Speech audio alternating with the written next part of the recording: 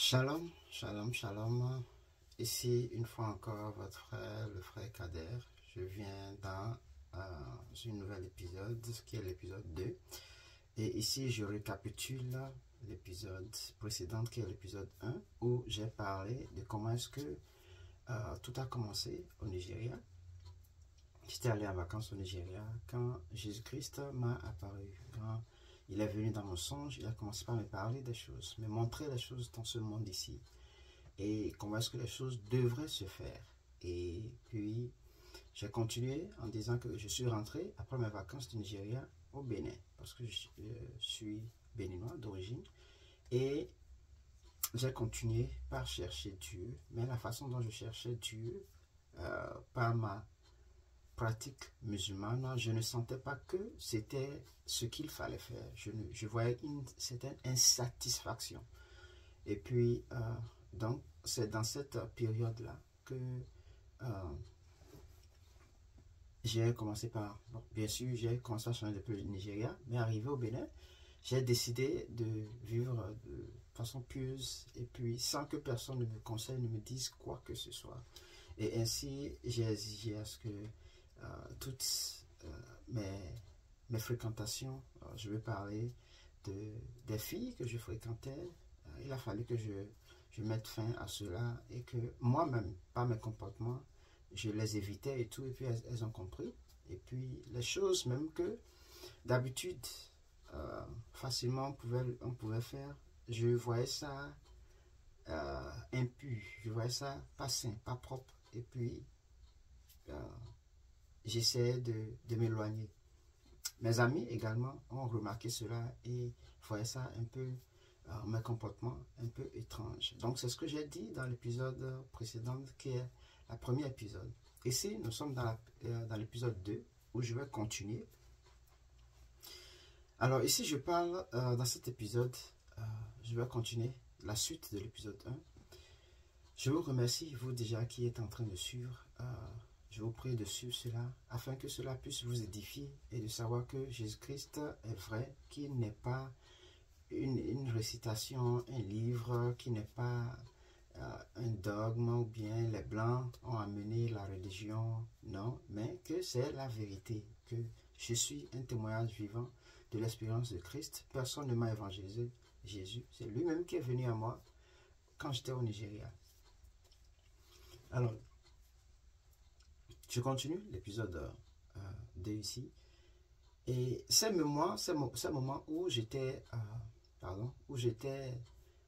au Bénin, il fut un temps, j'ai décidé d'aller à Calavi. Je suis allé à Calavi où je suis allé auprès d'un ami frère. Et j'étais toujours dans ma vie, prier la façon musulmane, quand même je ne sentais pas cela. Mais j'avais le désir de chercher Dieu. J'avais vraiment envie de chercher Dieu. Mes comportements ont changé, ma vie, ma façon de faire les choses ont changé. Alors, il fut un jour où j'étais sur le balcon. Il y a un frère qui allait à l'église. Il allait à l'église, un voisin qui allait à l'église. Et je l'ai suivi. J'ai demandé à le suivre. Je suis allé à l'église ce jour-là. Et le jour-là où quand j'étais assis derrière, parce que c'est ma première fois, je n'allais pas m'asseoir devant comme les autres. J'étais assis complètement derrière. Ce jour-là, il y avait le pasteur de l'église qui a prêché. Sa prédication était à 100% sur moi. Il a parlé de ma vie, il a parlé de ce que je vis. Et en entendant cela, quelqu'un que je n'ai jamais rencontré, qui ne connaît pas mon histoire, qui ne connaît pas, qui a commencé par parler de moi, ce jour-là, oh, celui qui était assis à côté de moi, enfin, ceux qui étaient assis à côté de moi, me regardaient un peu comme de façon étrange parce que j'étais en train de pleurer. J'étais en train de, vraiment à chaudes larmes. Je me voyais tellement, c'est qu'il parlait tellement de moi. J'étais là, tremblant, pleurant sérieusement. Je ne savais même pas que réellement je pleurais à ce point. C'est à un certain niveau que j'ai vu que vraiment le côté de ma chemise était vraiment mouillé. Je sentais des choses couler sur mes joues et puis j'ai vu que j'étais en train de de couleur lame. Et ceux qui étaient auprès de moi, qui me regardaient, c'est là que j'ai vu que c'était pour ça qu'ils étaient en train de me regarder. C'est leur attention, le fait qu'ils me regardent, qui a attiré mon attention sur mon état. Et je me suis arrangé. Alors, quand le prédicateur, le pasteur a fini de prêcher, et puis il est parti. Dans son bureau, je me suis arrangé pour le rencontrer, j'ai attendu pour le rencontrer, et je l'ai expliqué. Je lui ai dit, ce qu'il a prêché, c'est pratiquement ma vie, c'est moi. Et je lui ai expliqué ce qui s'est passé au Nigeria avec moi. Il a pris son temps, il m'a expliqué. C'est là il m'a dit que la personne que j'ai vue dans mon rêve, dans mon songe, qui vient dans mon songe, s'appelle Jésus-Christ. Et qu'il s'est révélé à moi afin que je puisse le suivre. Alors, c'est de là que j'ai su que, donc cette personne s'appelle Jésus-Christ. La personne qui était en lumière. Une personne, c'est une lumière, une forte lumière, mais dessinée, c'est un humain, mais un humain lumière, en quelque sorte, pour que vous puissiez bien comprendre. Alors, à partir de ce jour-là, les choses ont pris autre tournure. Le pasteur m'a donné une Bible, parce que j'avais demandé une Bible. Il m'a donné une Bible. Et tout ce que je faisais, c'est de lire la Bible. C'est de chercher, c'est de comprendre. Et plus je lisais, plus j'avais une certaine joie. J'étais vraiment content de lire la Bible, de connaître, de comprendre. Une paix qu'on ne peut même pas expliquer, que je ne peux même pas expliquer. Mes songes se sont accentués. Les rêves se sont accentués. Et là maintenant, il vient de plus en plus. Il me parle, je prenais note, la main de tableau, il écrivait, m'expliquait, j'écris, ça s'est accentué. Il me parlait de comment est-ce que le monde devait être changé. Il l'intensifiait encore plus dans comment est-ce que la personnalité que nous sommes, que je suis, doit être. Il me parlait des choses à venir. Ça s'est intensifié. C'est vrai qu'il me l'avait parlé au Nigeria, mais il est revenu pour montrer véritablement que, oui, que c'est vraiment lui, Jésus-Christ. Alors, je notais tout ce quand je me réveille, je note tout ce qui se passait. J'écrivais cela, la date, le jour, le lieu, l'heure. J'écrivais tout ça et je gardais cela. Il arrive des moments où tu es là et tu entends, il te parle, il te dit quelque chose, il te révèle quelque chose. Tu es là, tu entends, on va t'appeler, telle personne va t'appeler. Il va te parler de ceci et de cela. Tu es là effectivement, quelques secondes après, ton téléphone sonne. C'est exactement la personne qui t'a appelé, c'est exactement ce qui m'a été révélé, qui va me dire, c'est exactement ça. Des fois, je restais perplexe sur le téléphone, je n'arrivais pas à parler. Je ne savais quoi dire, parce que je me voyais bizarre, je ne me comprenais pas. Et il n'y avait personne auprès de qui je pouvais parler. J'avais pu parler à ma grande soeur aînée, mais l'autre, elle a vu, bon, si Dieu veut faire quelque chose, il va le faire. Bon, on attend voir. Mais il n'y avait pas un conseil pour m'exhorter, pour me fortifier. Et puis bon, j'ai laissé tomber, je ne parlais plus de ça à personne. Parce que, bon, quand tu parles même, c'est comme si, c'est quoi, c'est à toi que ça peut arriver. Et puis bon, c'est une imagination, mais quoi. Donc, c'est ainsi que les choses se sont passées. Et puis, je grandissais dans la connaissance de la parole, je grandissais vraiment avec mon intimité avec Jésus-Christ. Et comme je disais, je peux savoir quand tu es devant moi et que tu es en train de me parler, je peux savoir déjà ce que tu veux me dire. Je peux savoir que c'est vrai, je peux savoir que c'est faux. Donc, j'avais déjà ces pressentiments-là, déjà. Il arrive des moments où je suis en train de prier. C'est vrai, quand je dis prier, c'est-à-dire tu pries selon les recommandations de la Bible, de ta propre façon, selon ce que c'est monté dans ton cœur. Tu pries, tu es en train de prier, à un instant, tu entends, tu sens une odeur. Tu sens une odeur très bizarre dans la chambre. Tu es seul, tu sens une odeur très bizarre. Et tu entends le Seigneur te dire que ce sont des sorciers. Il te dit, il y a 2 sorciers qui sont venus et qui sont présents. C'est l'odeur là que tu sens. Je savais toutes ces choses-là déjà, mais ça ne m'effrayait pas. Je sais les présents. Tu vois, l'atmosphère devient façon lourde. Tu sens la présence de quelqu'un, mais que tu ne peux pas voir. Tu sens la présence, mais que tu ne peux pas voir. Mais ça ne m'effrayait pas. Ça ne me disait... ça ne me donnait pas une certaine allure, une certaine... Non, j'étais plutôt calme. Je continuais ce que je faisais. Et puis je priais. Je ne sais pas. Alors,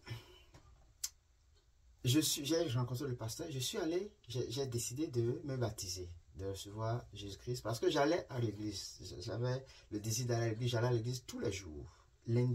Du lundi au dimanche, sauf le samedi. Sauf le samedi. J'allais souvent le samedi, mais c'était la répétition de la chorale. Je restais là. Bon, quand je ne faisais rien, pour que ça ne soit pas vraiment trop étrange pour eux, je ne venais plus. Alors, mais j'allais de lundi à vendredi et dimanche. J'ai décidé de me baptiser. J'ai reçu Christ. Le jour où je suis allé me baptiser, j'ai suivi les cours, je suis allé me baptiser. Le jour où je suis rentré dans l'eau, pas immersion, hein, le pasteur m'a mis complètement dans l'eau, tout mon corps complet dans l'eau. Je suis sorti.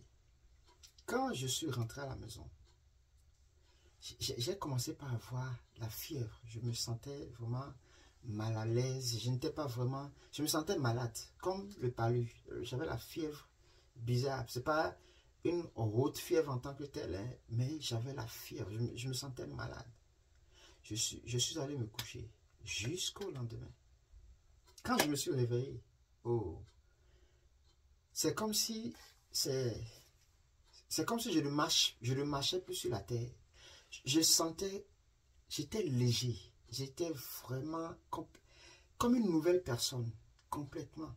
J'avais la paix du cœur, je n'avais pas de soucis, je ne me craignais de rien, je n'avais peur de rien, j'étais vraiment, comment, je ne sais pas. Il n'y avait rien je ne pensais à rien, tout était bien, j'avais la paix, j'avais la joie, j'étais content, j'étais vraiment serein. 100%. Et c'est ainsi qu'il y a une autre page qui a commencé.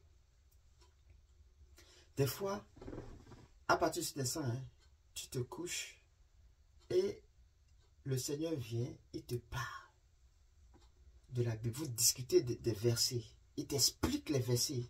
Vous prenez, il prend un livre, il prend la Bible, il parle d'un verset. C'est vrai que dans le songe, je ne me rappelle pas des versets, mais je peux voir, c'est la Bible. On parle, il m'explique. Il prend le tableau, il m'explique sur ça.